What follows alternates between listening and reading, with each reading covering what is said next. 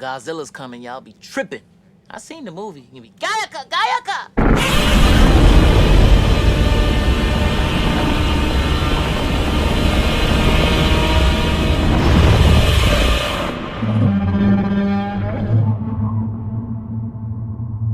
I promise you that this is the last time Godzilla will be in the studio.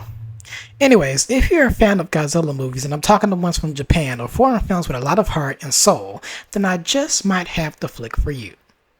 Greetings, podcast listeners and flicker pickers, and welcome to the Pic-a-Flic podcast, a recurring series that features reviews of mostly film and sometimes television, and is handpicked by your host with the most, the Western Wonder.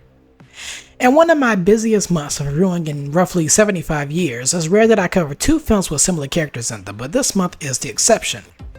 For context, I'm referring to Godzilla, King of the Monsters. Earlier, I reviewed the recent installment of the MonsterVerse, Godzilla x Kong: The New Empire, aka that movie where Kong Jr. gets slingshotted like a rag doll, living in a movie, but this time I'm covering Godzilla Minus One, a period film. Now, this isn't that Americanized Godzilla, this is that Japanese Godzilla, straight from the source, Studio Toho. Now, please forgive me if the pronunciation of the names I'm about to mention in this section as this episode progresses may not exactly be accurate to how they're supposed to be pronounced, but I must shout out the creatives behind the camera first.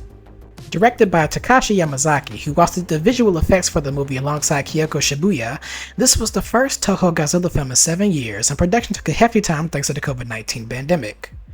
Upon its release last fall, it was a box office success, grossing nearly $116 million worldwide on a budget of, let's hold on to that if I want to break down my thoughts on a few.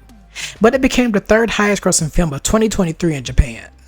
Now, I have a Western prophecy for certain films with war as a centerpiece theme, and it's a personal quote of mine. In fact, it's a favorite of my close podcast associate from the Movie Lovers Unite pod, with that quote being, "You know what they say about those war movies? They always win awards." And, well, my prophecy looks like it lived on with Godzilla Minus One, as it won the coveted Academy Award for Best Visual Effects, a category that it notably snubbed. And may I see Oppenheimer? Not now, Al Pacino. But with that in mind, let's see about the movie storyline.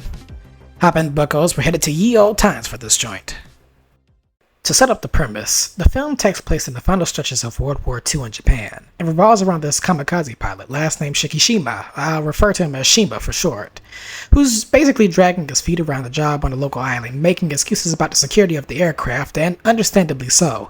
I mean, risking your life on a jet for your country in a war? Get somebody else to do it. One night, fate strikes pilot Shima when the ferocious Godzilla appears and tears this island inside out, wreaking havoc every which way.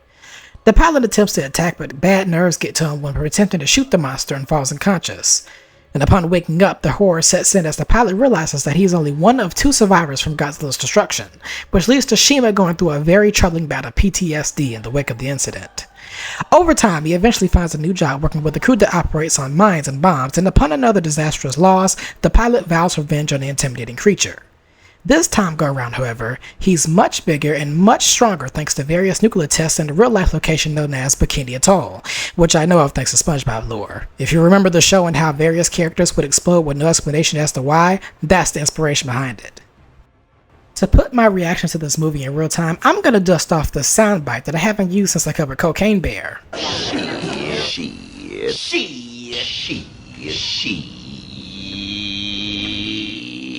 Right off the rip, one of my positives comes from the fact that the human characters actually have depth and vulnerability to them, something that I feel isn't conveyed as well with the Americanized version. It's honestly quite refreshing to see. The main character of Shikishima has to grapple with the guilt of his mission being a failure because he didn't act on taking down Godzilla sooner, and there's a particular scene where he finally opens up to a confidant and eventual love interest, and it's an utterly heartbreaking yet truly sincere scene.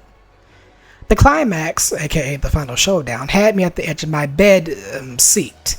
In a back and forth game of did this happen to this character? Will this be their fate? Teamwork truly makes a dream work in the end. And once again, I must say that the emotional beats are very strong with this one.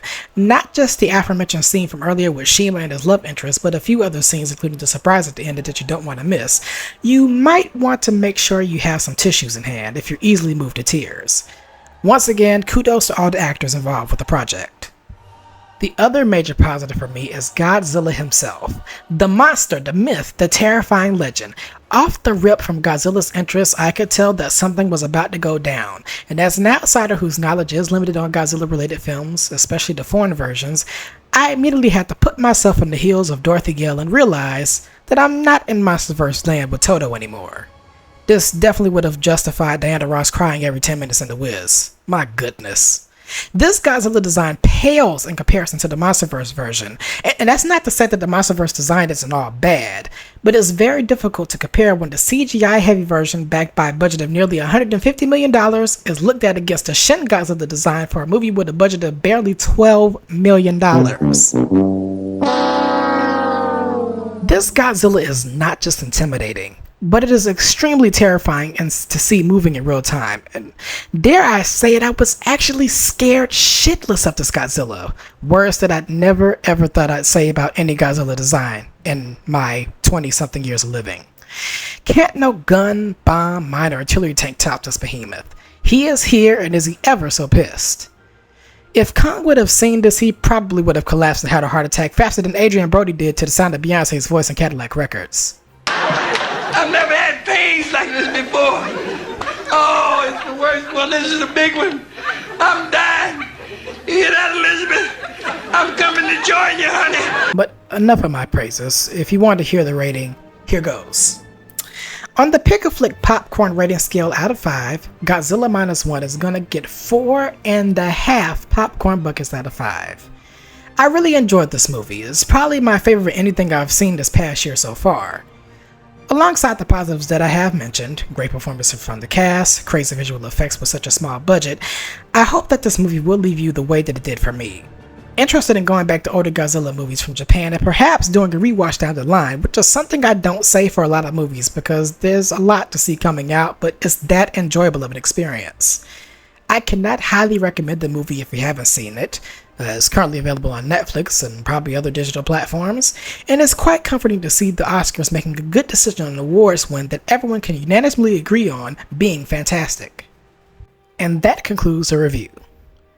Coming up next on the Pic-a-Flic podcast, a review of the 2023 adaptation of the Broadway musical version of The Color Purple.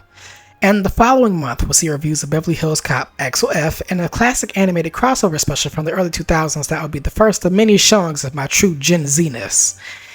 But to stay tuned for more, be sure to subscribe to the podcast wherever you listen to pods, and follow the show on Twitter/X, Instagram, TikTok, and even Letterboxd via the username Pic-a-Flic Pod. That is at PICAFLICPOD. As always, thank you for listening, and I hope you tune into the next. But until next time, this is the Western Samurai, and I'm signing out. Sayonara. Bye, have a great time.